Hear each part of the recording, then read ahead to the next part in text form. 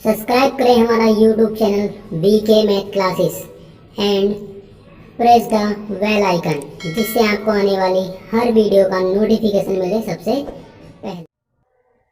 Hello friends, स्वागत है आपका मेरे YouTube channel BK math classes में। इसमें आपको बताऊंगा कक्षा 12 के सब्जेक्ट फिजिक्स का एक महत्वपूर्ण टॉपिक जो है बायो सेवर्ट का नियम, इसके बारे में बताएंगे। और ये जो क्वेश्चन है वो सन 2022 की परीक्षा में आने के लिए बहुत ही इंपॉर्टेंट है। तो सबसे पहले हम क्या करेंगे, इसका एक डायग्राम बना लेंगे। इसका जो डायग्राम बनता है वो इस तरह से बनता है। ये जो डायग्राम है वो इसमें क्या है, धारा प्रवाहित हो रही है। तो धारा क्या है, इसमें I है। अब इसमें क्या है, एक लघु अवयव है। तो लघु अवयव की जो लंबाई है यहाँ से यहाँ तक की जो लंबाई है वो कितनी है, डेल्टा L। डेल्टा हम लगाते हैं बहुत कम लंबाई के लिए, यानी कि जब हम लंबाई में परिवर्तन करते हैं वहाँ हम डेल्टा का यूज़ करते हैं। अब इस वाले चालक तार से या धारावाही तार से R दूरी पर, ये क्या है, R मीटर की दूरी है, और R मीटर की दूरी पर हमने क्या करा है, एक बिंदु P मानना है। और इस बिंदु पर हमें क्या करना है, चुंबकीय क्षेत्र का मान ज्ञात करना है। चुंबकीय क्षेत्र को हम लिखते हैं डेल्टा V से, जिसने हमें इस तरह लिखा है। इधर साइड में हमने क्या मान लिया, डेल्टा B मान लिया, और यहाँ बिंदु मान लिया हमने P डैश, और यहाँ लिख लेंगे P। अब ये हमारा बन जाएगा, इस तरह डायग्राम बन जाएगा। अब वायो तथा सेवर्ट क्या है, ये दो वैज्ञानिक है और ये कौन थे, फ्रांस के वैज्ञानिक थे। उन्होंने क्या करा कि जिस प्रकार एक चुंबक के चारों ओर क्या होता है, चुंबकीय क्षेत्र होता है। तो कोई भी चुंबक किसी दूसरी वस्तु को अपनी ओर आकर्षित कब करती है, हमने क्या मान लिया, क्या है, एक चुंबक है। इसका मान हमने लिया N और S। ये क्या होगा, नॉर्थ पोल हो गया, ये क्या हो गया, साउथ हो गया। तो चुंबक से क्या निकलती हैं, चुंबकीय रेखाएं निकलती हैं, हम कह सकते हैं बल रेखाएं निकलती हैं। या हम कह सकते हैं कि इस चुंबक का जो क्षेत्र है वो यहाँ तक है। अगर इस क्षेत्र के अंदर कोई वस्तु रखी है तो वो क्या करेगी, उसको अपनी ओर आकर्षित कर लेगी। अगर इससे बाहर कोई वस्तु रखी है तो इसे क्या कर देगी, प्रतिकर्षित कर देगी, यानी इसे आकर्षित नहीं करेगी। तो ओस्टर्ड जो वैज्ञानिक था उन्होंने बताया था कि किसी भी चुंबक के चारों ओर क्या होता है, चुंबकीय क्षेत्र होता है, जिससे वह किसी दूसरी वस्तु को अपनी ओर आकर्षित करती है।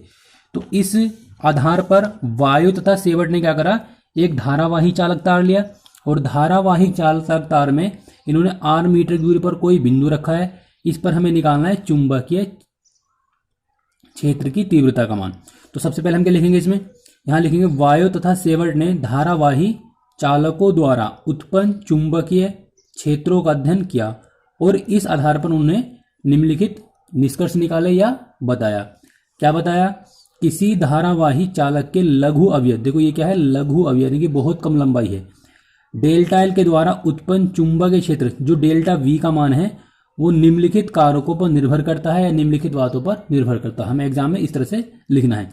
तो कौन कौन सी बातें हैं वे, नंबर 1 क्या है, यह चालक में प्रवाही धारा, इसमें जो धारा प्रवाहित हो रही है उसके क्या है, अनुक्रमानुपाती है। अनुक्रमानुपाती कहते हैं कि चालक की धारा पर क्या है, निर्भर करता है। तो हम लिखेंगे डेल्टा V अनुक्रमानुपाती I, वैसा मान लेंगे इक्वेशन नंबर फर्स्ट। इसी प्रकार से हम आगे लिखेंगे, पॉइंट नंबर 2 है इसका, यह चालक के लघु अवयव जो लंबाई है डेल्टा L की लंबाई के क्या है, अनुक्रमानुपाती है, यानी इस पर भी क्या करेगा, निर्भर करेगा। तो डेल्टा V अनुक्रमानुपाती डेल्टा L, वैसे मान लेंगे हम समीकरण नंबर 2। आगे पॉइंट दिया हुआ है, पॉइंट नंबर 3, यह बिंदु P से, जो बिंदु P है, इस वाले बिंदु P से जो R दूरी है, इस दूरी के क्या है, वर्ग के व्युत्क्रमानुपाती है। हमने लिखा है वर्ग के व्युत्क्रमानुपाती, तो हमने इसका करा वर्ग कर दिया और बटे में लिख दिया, उससे पढ़ेंगे व्युत्क्रमानुपाती। ये बन जाएगी समीकरण नंबर 3। अब पॉइंट नंबर 4 क्या है, इसमें यह अवयव की लंबाई तथा अवयव को बिंदु P से मिलाने वाली रेखा के बीच बनने वाले कोण की जया बोलते हैं साइन को, के क्या है, अनुक्रमानुपाती है। तो यहाँ लिखेंगे डेल्टा V अनुक्रमानुपाती साइन थीटा, और ये बन जाएगी समीकरण नंबर 4। अब जो कोण है वो कोण कौन सा है, कोण है ये वाला। तो इसी पे भी निर्भर कर रहा है, R पर भी निर्भर करेगा, धारा पर निर्भर करेगा, और लघु अवयव की लंबाई पर भी निर्भर करेगा। अब हम क्या करेंगे, चारों समीकरणों को मिला के लिखेंगे। तो ये जाएगा delta V अनुक्रमानुपाती I delta L sine theta, बटे में क्या जाएगा, R², क्योंकि R² क्या है, व्युत्क्रमानुपाती, इसलिए बटे में लिखा जाएगा। अब हम यहाँ लिखेंगे डेल्टा V, यहाँ लगाएंगे बराबर, और यहाँ नितांक मान लेंगे μ0/4π, और यहाँ लिख लेंगे I delta L sine theta, और बटे में क्या रहेगा, R²। तो ये हो जाएगा वायो सेवर्ट के नियम का फॉर्मूला। अब यहाँ हम लिखेंगे इसके बाद, जहाँ μ0/4π एक क्या है, ये नियतांक है, नियतांक है जिसमें ये म्यू जीरो जो है, म्यू जीरो को निर्वात की क्या कहते हैं, चुंबकशीलता कहते हैं, चुंबकशीलता